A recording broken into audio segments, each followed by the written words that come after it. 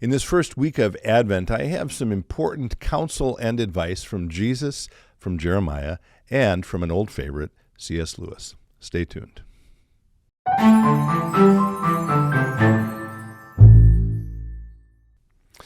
Hello, friends. Pastor Tim Westermeyer here, Senior Pastor of St. Philip the Deacon in the western suburbs of Minneapolis. Good to be with you as always. A bit unusually today, I actually want to sort of repeat a little of my sermon from this past weekend, or at least touch on a couple points I made in it. As always, if you want to watch the whole thing, you can do that in the link we'll provide here. But I did get a few people reaching out to me following Sunday asking for one of the resources I read from. And so I want to just return to it. I think it has a lot to teach us, and I'm going to lift it up in a moment, but I'll get there by just reminding us all of where we are in the church year. We're now in the first week of Advent, the season of Advent, which means we're at the very beginning of the church year. And as I discussed on this weekend, the readings for the first Sunday of Advent are always sort of related to the Last Judgment. They're slightly apocalyptic.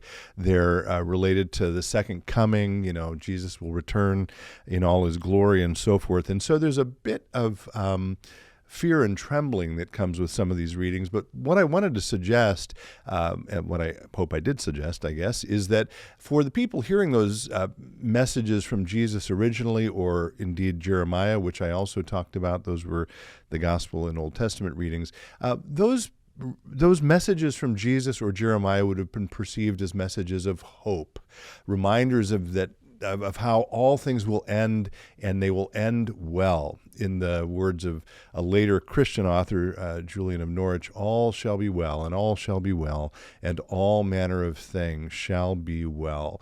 And part of what I was trying to get at was that by reminding us of that fact of how the story ends and the fact that it ends well, it frees us up to be present to what God is asking us to do right here and right now. And the reading, more contemporary reading that I lifted up to make that point was from my old friend C.S. Lewis. We've been talking a lot about C.S. Lewis this fall at St. Philip the Deacon. We had Michael Ward from Oxford come to do a Faith and Life talk. We'll link to that talk if you didn't have a chance to hear it. I also led a 3-week class about C.S. Lewis. But as I was preparing for my message this past weekend, more than once I made a note in some of my readings saying, oh, don't forget to check what C.S. Lewis said about this. And so I'm just going to go back and read again a few passages from a really wonderful little essay called Learning in Wartime. And this happens to be from a collection called The Weight of Glory. That's both the name of the collection. It's also the name of a sermon he preached that's in the collection. But again, the passage I'm going to be reading from is another talk he gave called Learning in Wartime. He gave it in October 1939 to some undergraduates at Oxford. And so he's giving this talk to them at the very beginning of World War II. And they are all sitting in St. Mary the Virgin Church in the center of Oxford thinking to themselves, why are we here? Why are we at university? The world is falling apart around us. We should be out doing something more important. And Lewis, and again, I touched on this weekend, who you will remember, if you didn't know it, I will tell you now, was a soldier in World War I where he was almost mortally wounded. He took a blast from a mortar shell and ended up carrying shrapnel around in his body for the rest of his life. Most of his best friends were killed in World War I. And so he knew something about the realities of war and what it meant and the devastation it caused. And so now here he is, a little older, a little wiser, speaking to these students and basically trying to place the war in some kind of perspective to allow them, to free them up to do what God is asking them to do here and now, which is to be, in his mind, at least for that moment, to be a student, right?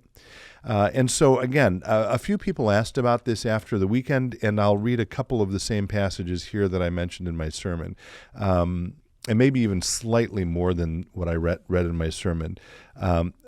Again, his basic point is the world has always been a mess. students, undergraduates, the war doesn't change that fundamentally. And so, among other things, he says, the war creates no new situation. It simply aggravates the permanent human situation so we can no longer ignore it. Human life has always been lived on the edge of a precipice, he says. We are mistaken when we compare war with normal life. And then I love this next sentence, he says, life has never been normal. He says every period of history, every one, including the one we're in now, is full of crises, alarms, difficulties, emergencies at both the macro level, sort of the global level, the national level, and the level closer to our personal lives, whether it's relationships that are broken, whether it's our ill health, whether it's worries about the future, whether it's resentments. All of us are always encountering these kinds of, as he says, crises, alarms, difficulties, and emergencies, right? And so he goes on, therefore, to say, if we let ourselves, we shall always be waiting for some distraction or other to end before we can really get down to our work. Okay, and in this context, I'm suggesting that means whatever God is inviting you to do, all those crises, all those emergencies, all those alarms are going to distract you from the work God wants you to do. But he says the only people who achieve much are those who want something so badly that they seek it while the conditions are still unfavorable. And then again, a powerful short sentence. Favorable conditions never come. If you're waiting for the perfect conditions before you step out on a next adventure, before you respond to God's invitation to do what God is asking you to do, you're going to be waiting a long time. Because again, as he says, favorable conditions never come. And so I'll wrap up with this. Never, he says, in peace or war, commit your virtue or your happiness to the future. Happy work is best done by the person who takes their long-term plans somewhat lightly and works from moment to moment. It is only our daily bread that we are encouraged to ask for. And then this final sentence I'll read. The present, again, here, now, today. The present is the only time in which any duty can be done or any grace received.